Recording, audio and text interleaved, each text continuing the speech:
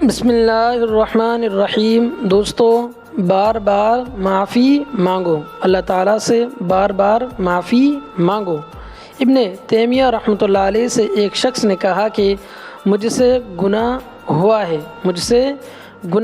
ہے۔ آپ نے فرمایا توبہ کر لو۔ کیا فرمایا؟ توبہ کر لو۔ اس شخص نے کہا پھر گناہ ہو جاتا ہے۔ آپ نے فرمایا پھر توبہ کر لو۔ اس شخص نے کہا کب تک توبہ کرتا رہوں؟ ابن تیمیہ رحمۃ اللہ علیہ نے فرمایا جب تک تم شیطان کو افسردہ نہ کر دو۔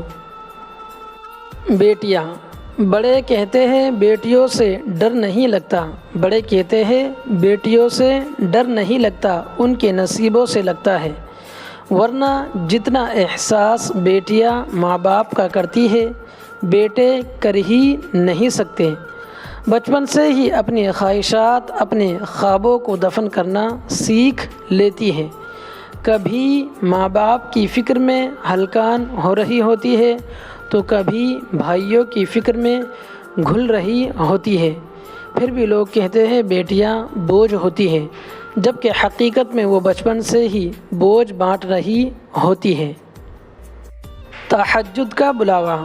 تہجد ایک ایسی لاڈلی عبادت ہے جس کا بلاوا عرش سے آتا ہے، اور یہ بلاوا اس کے لیے ہی آتا ہے جسے اللہ تعالیٰ نے چنا ہوا ہوتا ہے، اور یہی اس کی خوش نصیبی ہے۔ اور جب انسان یہ عبادت کر رہا ہوتا ہے تو اللہ پاک اپنے اس بندے کو پیار سے دیکھتا ہے، اللہ پاک اپنے اس بندے کو بڑے پیار سے دیکھتا ہے اور اپنے نیک بندوں کی اسی عبادت سے انہیں سکون بخشتا ہے اور ان کے تمام خواہشات پوری کرتا ہے جو وہ چاہتے ہیں۔ بے سکونی۔ میں جب بھی پریشان اور بے سکون ہو جاؤں، اللہ پاک کی عبادت کر کے ایسا محسوس ہوتا ہے کہ میرا اللہ مجھ سے ہم کلام ہو کر کہہ رہے ہوں کہ غم نہ کرو، میں ہوں نا۔ دوستو، ہمت نہ ہارنا، بس تم ہمت نہ ہارنا، خود کو اکیلا نہ سمجھنا، اللہ تعالیٰ تمہارے ساتھ ہے، وہ تمہاری زندگی سے سارے غم، مشکلیں، تکلیفیں ایسے نکال دے گا کہ تم حیران رہ جاؤ گے۔ دوستو، تہجد وہ نماز ہے یار جس میں انسان رات کے اندھیرے میں اپنے اللہ سے ملاقات کرتا ہے، وہ نیند سے بیدار ہو کر اپنے رب کے آگے جھکتا ہے، مگر ضروری نہیں کوئی تہجد پڑھتا تو محبوب کی محبت ہی مانگتا ہو، کیونکہ وہ جو اللہ ہے نا اس کی محبت میں بڑا سکون ہے، اور تہجد کی توفیق بھی جناب انہیں ملتی ہے جسے اللہ تعالیٰ کو راضی کرنا ہوتا ہے۔ تھک گئے ہو؟ بس تھوڑا سا انتظار باقی ہے، بس تھوڑا سا انتظار باقی ہے تمہاری چاہت کو اللہ تعالیٰ کی چاہ بنانے کے لیے، تھوڑی اور اطاعت باقی ہے۔ جس آزمائش کے لیے اللہ تعالیٰ نے تمہیں چنا ہے، جس آزمائش کے لیے اللہ تعالیٰ نے تمہیں چنا ہے اس کا ابھی انعام باقی ہے۔ دعا مانگتے رہو دوستو، دعا مانگتے رہو، ٹھیک ہو جاؤ گے، سب ٹھیک ہو جاؤ گے، کیونکہ ابھی مشکل کے ساتھ آسانی باقی ہے۔ حضرت علی نے فرمایا جو بہت اچھا لگے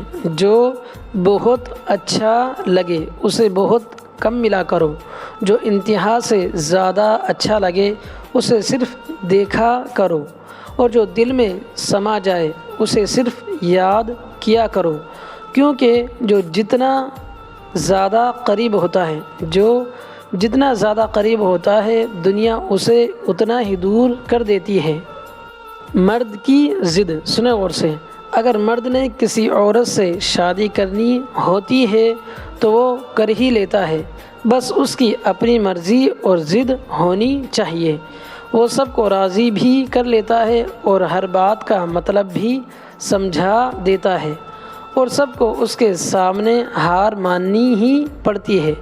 جو اصل خاندانی مرد ہوتے ہیں وہ لڑکیوں کے احساسات سے نہیں کھیلتے بلکہ نکاح کرتے ہیں، اس لیے مرد کبھی مجبور نہیں ہوتا، بس پاگل بناتا ہے۔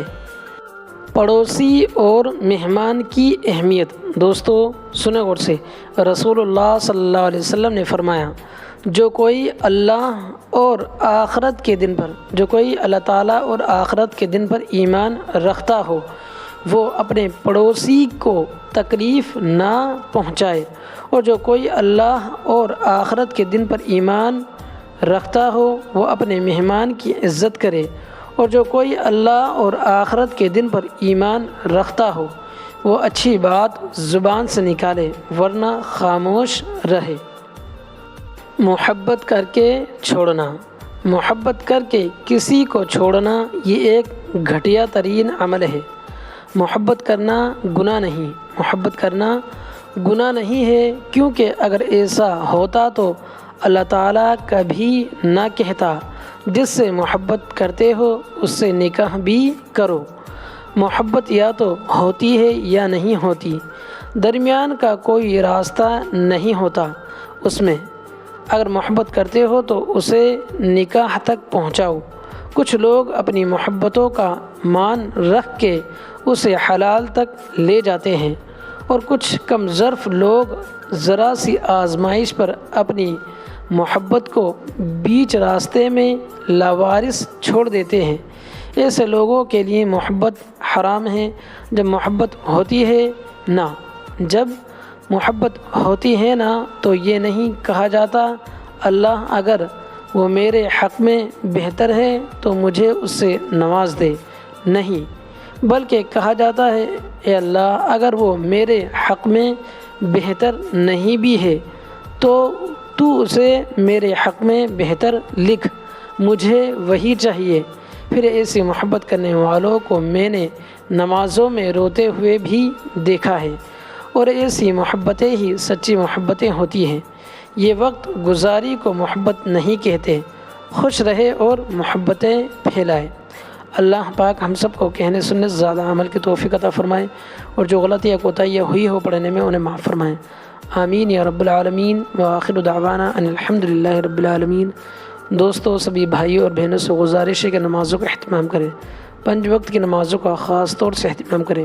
جو سب سے پہلے حساب ہو قیامت کے دن وہ نماز ہی کا ہوگا، اس لیے نمازوں کا اہتمام کریں۔ شکریہ، دعا میں یاد رکھیں۔ السلام علیکم ورحمۃ اللہ وبرکاتہ۔